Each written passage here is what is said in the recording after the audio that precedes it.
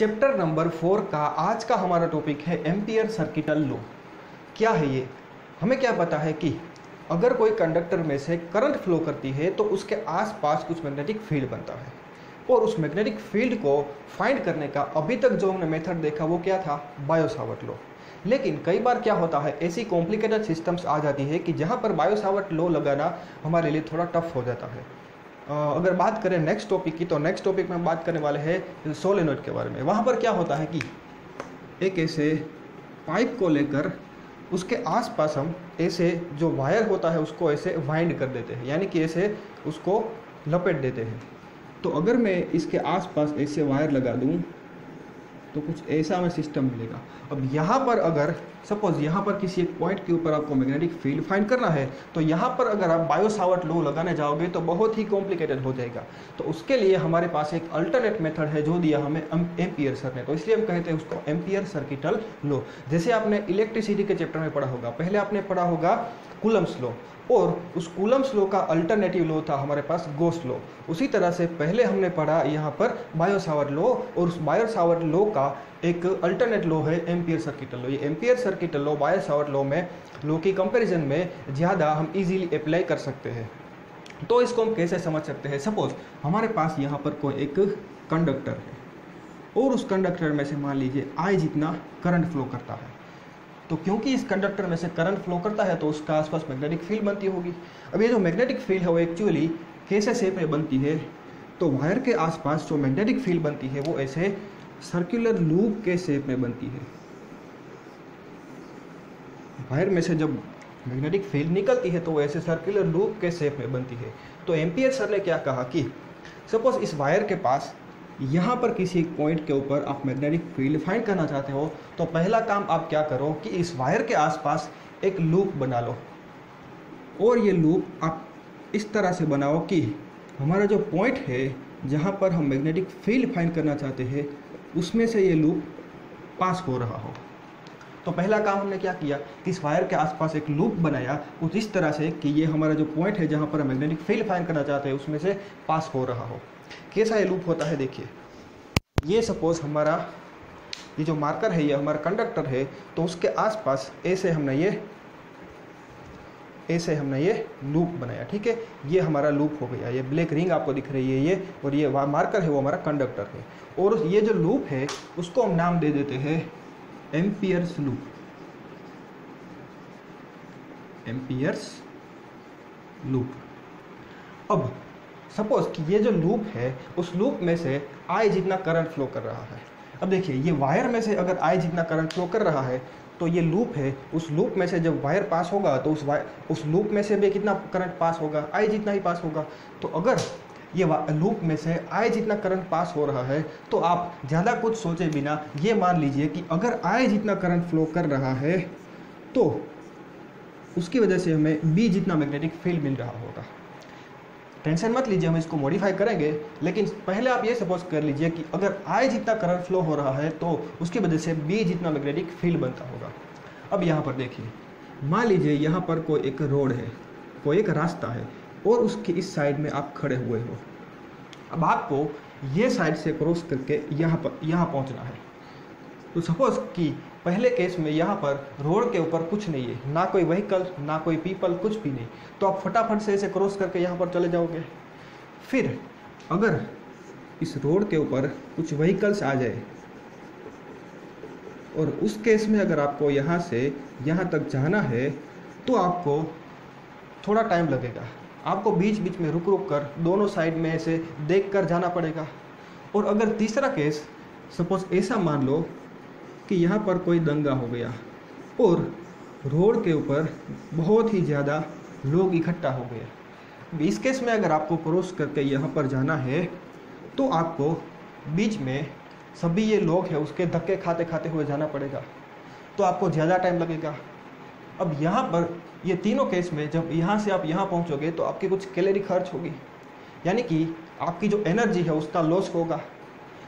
अब ये तीनों में से आपको क्या लगता है किस केस में सबसे ज़्यादा एनर्जी का लॉस होगा? जाहिर सी बात है कि यहाँ पर क्योंकि ये जो मीडियम था रोड के बीच का वो बहुत ही डेंस था, बहुत ही ज़्यादा पीपल थे वहाँ पर, तो हमें यहाँ पर ज़्यादा एनर्जी का लॉस हो जाएगा।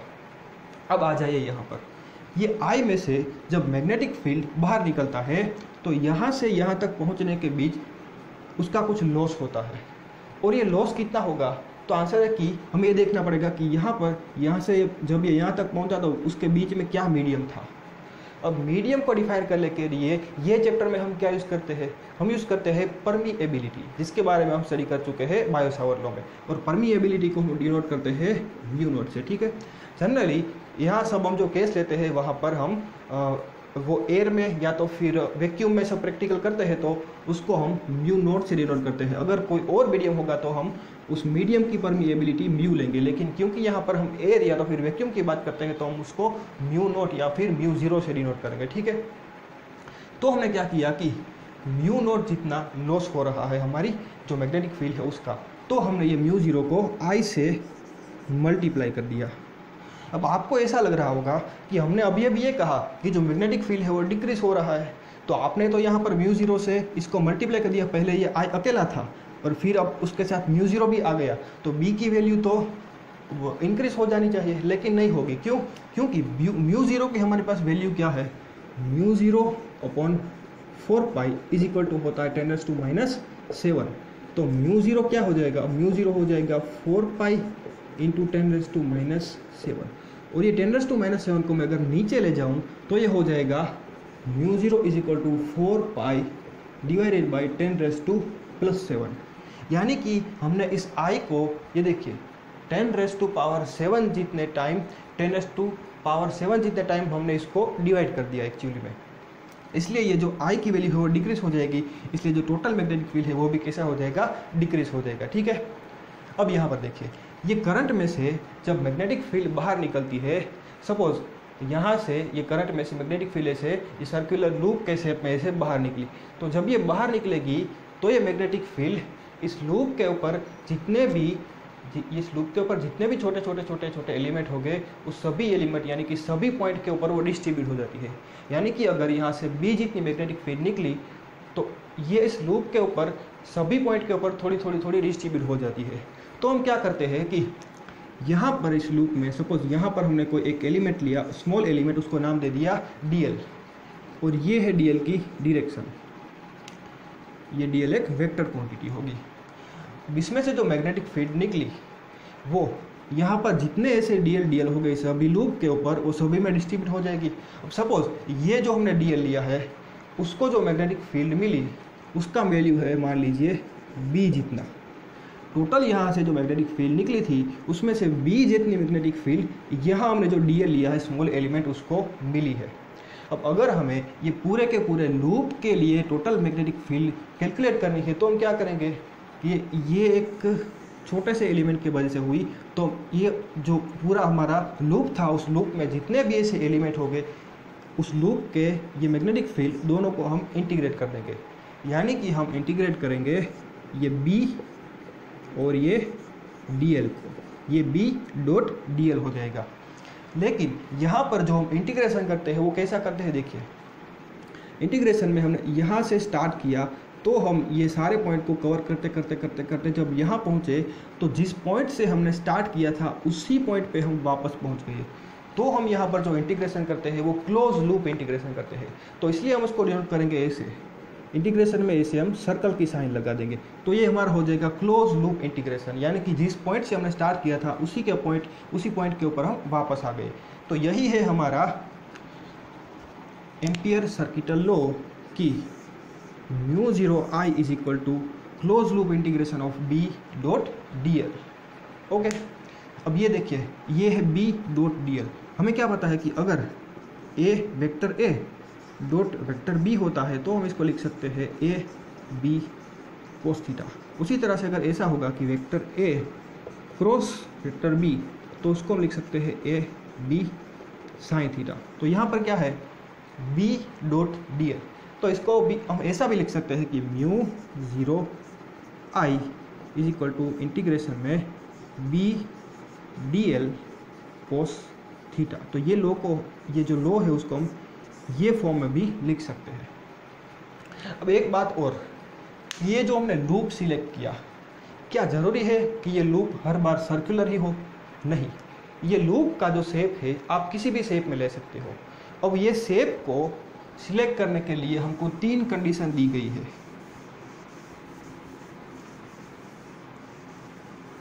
क्या है वो कंडीशन की उस तीनों कंडीशन में से किसी भी एक कंडीशन को फॉलो करना चाहिए। किसी भी एक कंडीशन अगर फॉलो कर सकती है तो उस शेप को हम कंसीडर कर सकते हैं। क्या है वो कंडीशंस की इफ फर्स्ट कंडीशन है कि B is tangential to loop, यानी कि ये जो लूप है, ये लूप के सभी पॉइंट के ऊपर जो मैग्नेटिक फील्ड होता है वो उसके ऐसे टेंजेंशियल में हो, सभी पॉइंट के ऊपर ऐसे टेंजेंट बनाता हो। तो आप वो जो शेप है लूप की, यानी कि एम्पियर लूप की, ये जो कोई भी शेप है वो सिलेक्ट कर सकते हो अगर मैग्नेटिक फील्ड है वो उसके सभी पॉइंट के ऊपर टेंजेंशियल में हो, या तो फिर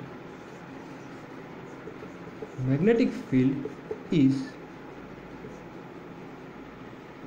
परपेंडिकुलर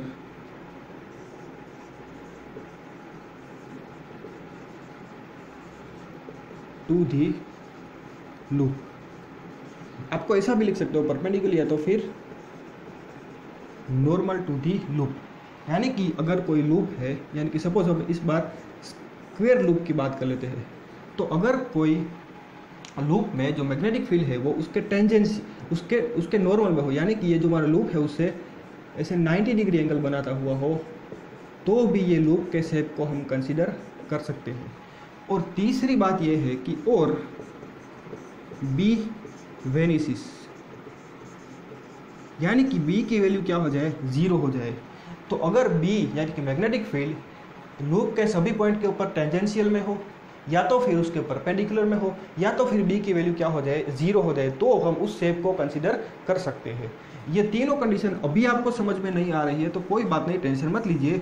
जब हम सोलेनोइड और टोरॉइड के बारे में स्टडी करेंगे तो आपको ऑटोमेटिकली समझ में आ जाएगा कि हम किस तरह से जो ये शेप है एम्पियर लूप की वो कौन सी शेप लेंगे तो हमारे लिए ज़्यादा अच्छा रहेगा। ठीक है, एक और बात यहाँ पर ये समझनी पड़ेगी हमें कि अगर आपको ऐसा दिया हुआ है, सपोज यहाँ पर हमने कोई एक वायर लिया, उसकी जगह पे हमको 2 वायर दे दे। सपोज ये है I1 और ये I1 और ये है I2। तो ये जो I1 है उसमें मान लीजिए ऊपर की ओर करंट फ्लो कर रही है, और ये जो I2 है उसमें मान लीजिए नीचे की ओर करंट फ्लो कर रही है। अब उस दोनों की वजह से यहाँ पर अगर हम मैग्नेटिक फील्ड फाइंड करना चाहते हैं तो पहला काम हम क्या करेंगे, एक एम्पियर लूप बनाएंगे। तो सपोज ये है हमारा एम्पियर लूप, लेकिन यहाँ पर प्रॉब्लम क्या है, उसका इक्वेशन क्या है, पहले तो μ0I is equal to B dot D L. अब यहाँ पर क्या प्रॉब्लम है, यहाँ पर 2 करंट है और दोनों करंट एक ऊपर जा रही है यानी कि और एक नीचे जा रही है, यानी कि दोनों अलग अलग डायरेक्शन में है। तो हमें दोनों का रिजल्टेंट फाइंड करना पड़ेगा। तो हमको एम्पियर सर ने क्या कहा कि पहले तो आप क्या कीजिए कि ये जो हमने लूप बनाया उसकी कोई एक डायरेक्शन आप डिसाइड कर लीजिए, या तो फिर क्लॉकवाइज या तो फिर एंटी क्लॉकवाइज। सपोज हमने उसकी डायरेक्शन ऐसी ली, ये ऐसी, ये है हमारी लूप की डायरेक्शन। फिर आपका जो राइट हैंड है उसको ये लूप की डायरेक्शन में से कर्ल करवाइए, तब आपका थंब जो डायरेक्शन में आएगा उस डायरेक्शन की करंट को आप प्लस लीजिए और उसके सिवाय की जो करंट है उसको माइनस ले लीजिए।